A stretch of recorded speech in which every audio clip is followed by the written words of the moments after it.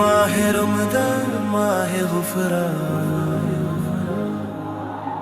بعض لوگ زکوٰۃ کو انکم ٹیکس کے ساتھ ایکویٹ کرتے ہیں، حالانکہ یہ بہت بڑی غلطی ہے۔ دونوں میں زمین آسمان کا فرق ہے۔ زکوٰۃ یہ نہ گراس انکم پر ہے نہ نیٹ انکم پر ہے، بلکہ زکوٰۃ تو سیوڈ ایسٹس پر ہے، ایکسپنسز کے بعد۔ مثلا ایک شخص نے ایک سال میں 10 کروڑ روپے کمایا اور 9 کروڑ اس نے خرچ کر دیے۔ اب زکاتبل ڈیٹ پر، زکوٰۃ کی تاریخ پر اس کے پاس زکاتبل ایسٹس میں 1 کروڑ کی ویلیو ہے، اسی پر زکوٰۃ نکلے گی۔ اس کے علاوہ زکوٰۃ کے مصارف یہ متعین ہے۔ اللہ تعالیٰ نے قرآن کریم میں 8 مصارف بیان کیے ہیں جو 8 کیٹیگریز کو دی جا سکتی ہے، اس کے علاوہ نہیں دے سکتے۔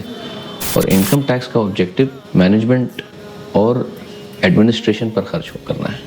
ایک تیسرا اسپیکٹ یہ ہے کہ زکوٰۃ حقیقت میں عبادت ہے، مالی طور پر اپنے مال کو اللہ کے لیے خرچ کرنا اور اس کے حکم کو مال کے سلسلے میں بجا لانا، اور دوسری طرف انکم ٹیکس عبادت نہیں ہے۔ واللہ اعلم بالصواب۔